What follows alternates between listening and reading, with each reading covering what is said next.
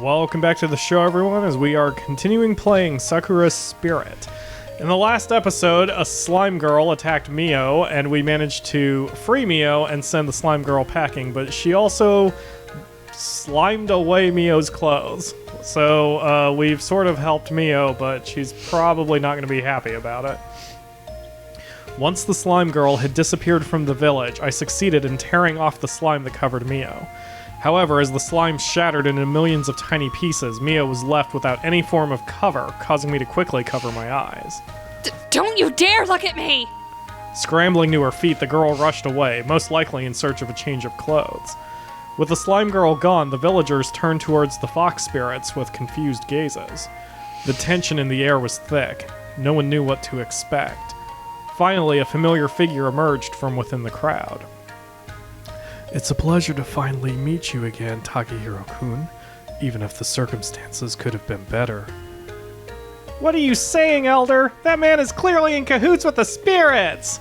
Wait a second, these girls just wanted to help. Oni-sama, my head hurts. It's okay, dear. I'm here. Just hold on to me tightly. I'll protect you, and so will Taka-kun. It's a trap! Silence! How dare you act with such hostility towards those who just saved your lives? The crowd seemed rather startled by the firmness in the old man's voice, but soon obeyed, some of them feeling rather ashamed all of a sudden. It is clear that you and your companions did not come here with ill intentions, Takahiro-kun. I must ask you to forgive the people for their nervousness and hostility. As you have most likely noticed, contact between the spirits and humans has been rather problematic at best. I understand their concern, but will you at least hear me out? Very well. If that is what you desire, then it will be the least we can do for those who have helped save the village upon this day. However, let us wait for the chief to return. I believe it will be important for her to hear what you have to say. I'll go find her, Oji-sama. Feeling grateful that the elder had granted me the chance to carry out my plan, we waited for Mio to return. Thankfully, the elder brought us somewhere private, where Machiko could tend to Meiko without the villagers looking on in contempt. How many times am I gonna have to say it? I am sorry. I froze, okay? I panicked. Your sword is stronger than my Naginata. What was I even going to accomplish by... That is unacceptable. I will reprimand. What are those creatures doing here? Elder-sama, this is highly unorthodox. She's highly unorthodox. Shh, Maiko-chan. These are our guests, Tsukino Dono. You shall treat them with the respect they deserve. Now take a seat and listen to their tale. That is an order. I understand, Elder-sama. First and foremost, let me express my gratitude for helping save this village. While Tsukino Dono's brave attempt to stop the spirit allowed us to prevent further damage, I fear that her fate would have been so much worse had the spirit been allowed to continue its rampage. Therefore, from the bottom of my heart, thank you for saving Tsukino Dono and this village, Takahiro-kun. And you as well, fox spirits. No problem. Sue-chan told us to do it. Besides, Sakura's a stupid-smelling meanie pants. We humbly accept your gratitude, Elder-sama. Narumi-chan, Tsukino Dono. Thank you, Maiko-san. Machiko-san. You really helped us out there. You got more guts than me. That girl had me terrified. Have you not considered they might be working together with that monster and this is all just a ruse to sneak into the village and steal what little resources we have left? The elder sighed before his gaze sharpened, his tone surprisingly stern in comparison to how he had just been talking. His voice was so harsh that both girls visibly flinched at the sound of it. Mio, you seem to be underestimating the power of these spirits. If those three had joined forces, there would possibly have been nothing. There would have been no village left to defend. I'm so angry at you, I can't even think straight. The man sighed deeply, shaking his head before continuing. You should be grateful. We would not stand a chance if all spirits were to conspire against us. Do I need to remind you that we can barely stand our ground against even one of them? Elder-sama, you must understand. Due to my situation, I cannot simply pretend to be friends with the spirit. Not after everything they've done to us. But for now, I will at least remain silent on the matter. There is more at stake here than my personal feud. Know this, Fox Spirits. If I find either of you doing anything suspicious, I will personally find out whether my sword goes through you as ineffectively as it did that monster. There shall be no talk of such things within this house. Now, Takehiro-kun, you mentioned you wanted to tell us something. Could it be related to your younger companion's comment? I find it curious to hear her mention the name of an old spirit as Suyuri. Actually, what I'm about to tell you is something I learned directly from her. You mean you met her in person? I nodded my head firmly. There's a reason behind the spirit's attitude toward humans, and doesn't it strike you as odd that there are only spirits in this particular area? It is true that there has been no spirit sightings outside of this region, but what does that have to do with us? It has something to do with this region, apparently. You see, the spirits here aren't from this world. You mean to say... Taka-kun, what are you saying? We are spirits, but surely we are still of this world. One-sama, what does that mean? Suyuri told me you probably wouldn't remember it because of how young you were when it happened. But spirits have a world of their own. Some accident caused both worlds to merge temporarily. Then why aren't there more spirits around? The whole thing was apparently dealt with before it got out of hand, but a few spirits became trapped here. Machiko-san, Meiko-chan, and 4 other spirits were unfortunate enough to get stuck here. I think Suyuri willingly came here to watch over them. You remember being with Suyuri for a while, don't you? That's none of your business. Su-chan took care of us for a little while, but then she took us to the mansion and sort of just left us there. Now we can only visit her when she wants us to. What about these other 4 spirits? Even though she's a powerful spirit, Suyuri has to follow certain rules. Because of that, she wasn't able to reach the other spirits. I do not know what to say. I need a moment.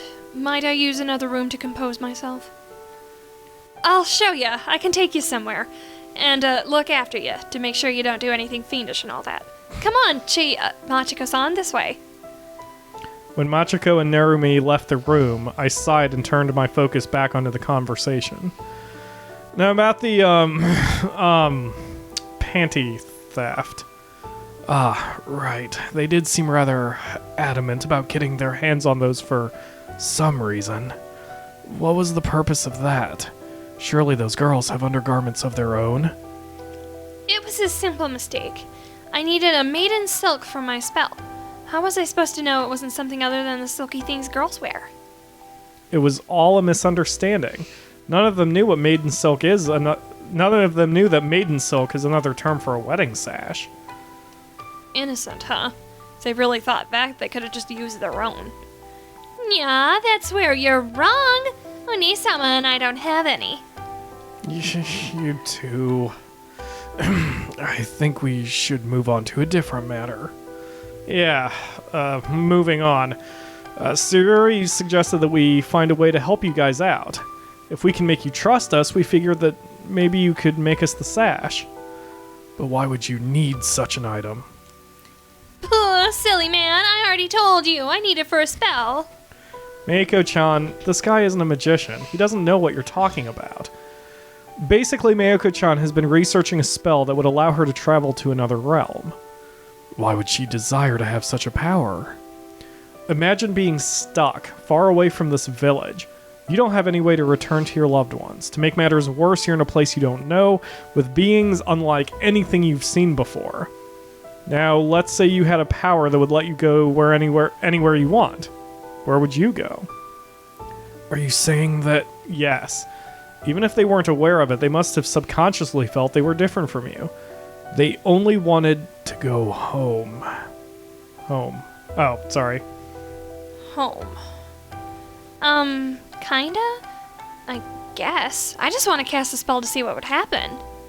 Su-chan told me that if I ever felt like that, I should ask her first and go with it. So I did, and she didn't warn me about anything, so I figured it was just like any other spell. I think it's normal, Meiko-chan. Whether it's humans or spirits, everyone wants a place they can call their own. A place where they are accepted for who they are. Isn't that right, Elder Sama? But you accept me for who I am, don't you, Takani?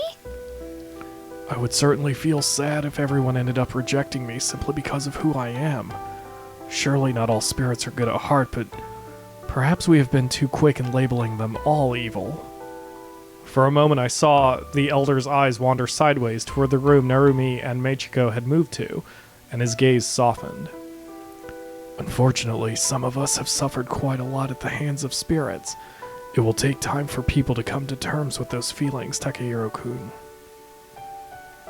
Meanwhile, in a room off to the side of the main room, the guard lieutenant was watching over the older fox spirit as she seemed to be in the grips of a minor panic attack. No, this can't be right. It can't be true. I'm from this world. This world. I belong here, don't I? But maybe you should sit down or, lay back or something? I can get you a pillow if you'd like, or... No, you cannot possibly understand. You can't know what it's like to have everything you knew your whole life just pulled out from under you completely. Actually, I do. What do you mean? It was a while ago now. I was still just a kid, maybe 5 years old. There was an incident involving those other spirits. I don't know exactly what happened, but there was a big fire and my parents got trapped inside. They never made it out. So, yeah, don't tell me I don't know what it's like to have your whole life torn apart. I am sorry. I did not know. I could not have known. That almost makes it worse. You should know. You should know exactly what it did to me, how it made me feel. But pardon? I don't know what you're talking about. Narumi, was it? Narutan. What? That's what you used to call me, Chi-chan. You used to call me Narutan. We used to play together almost every day. That's how you should know. I was with you when the incident happened, and you don't even remember. The girl collapsed onto one knee, clutching her head. I remember. The village glowing orange, a girl younger resembling you? Why could I not remember this before? Ha! Machiko? My head hurts. I remember seeing you cry. You screamed for your parents and then you were calling out my name as I ran. I had to. The villagers, they wanted to catch us. All spirits. They didn't care that we'd been playing by the river all day. I couldn't explain it. I had to run. Can't believe it. Narutan, I am so sorry. The fox spirit reached out for the guard, who pulled back instinctively. As she did, the pain seemed to disappear, and Machiko looked more relieved than anything. No, not yet. I can't just forgive you for all... I just can't forget about all that. It isn't that easy. But you did stand up to that slime the one you called Sakura. You risked your life for Mio and for the village. And that's worth giving you a chance for. I can't promise a miracle, though, because she barely even listens to me. But I'll try to talk her down. She really isn't the cold, heartless captain everyone thinks she is. Thank you. Thank you for giving us a chance, Narutan. I promise, Mayako and I will do our best. Perhaps you can tell me more about the incident? I'd rather not. It isn't a happy story. But if you do me a favor, I might be more willing to tell you more. I want to get stronger. I couldn't do anything earlier today. I can't protect anyone. I don't have the brains for magic or anything like that, but that Takahiro guy knows some pretty flashy moves. If you get him to teach me some, I'll tell you what happened. Deal, Chi-chan? I'm not too sure. That seems a bit of an unfair deal on my part. Perhaps you can sweeten it for me just a little? Always the charmer, huh? Alright, how about this? I'll tell you something about when we were younger. Like when we used to play together in the woods near the village. There's a little stream there that we used to fish in. Sometimes you'd sneak into the village with me and we'd play pranks on the shop owners, knocking on doors and running away. Silly kid stuff. You'd even show me your magic, your illusion abilities, but you said you didn't like doing it all that much because it made Mayako cry. That's right. When Mayako saw me transform for the first time, she got scared, so scared she ran away and nearly hurt herself. How could I possibly have forgotten that? Naruto, thank you for telling me that. I swear I will get Takakun to help you. Thank you. The girl stepped forward once again, this time wrapping... Oh, the girl, singular, stepped forward once again, this time wrapping her arms around the surprised guard, who did not pull back. As the two women hugged each other tightly, the fox spirit began trembling. Hey, come on now. We should probably get back to the others. They're probably wondering where we've gone. And I ship it. And we will go back to, or we will let them reunite with the rest of the group in the next episode. I'm sure everyone is shipping everything with everybody with this game. Well, not everybody, but you know what I'm saying. Anyway, thanks for watching, guys. I will see you tomorrow for another episode. Boobs. You missed one episode a couple episodes ago. You didn't catch that? We're gonna edit it back in, obviously.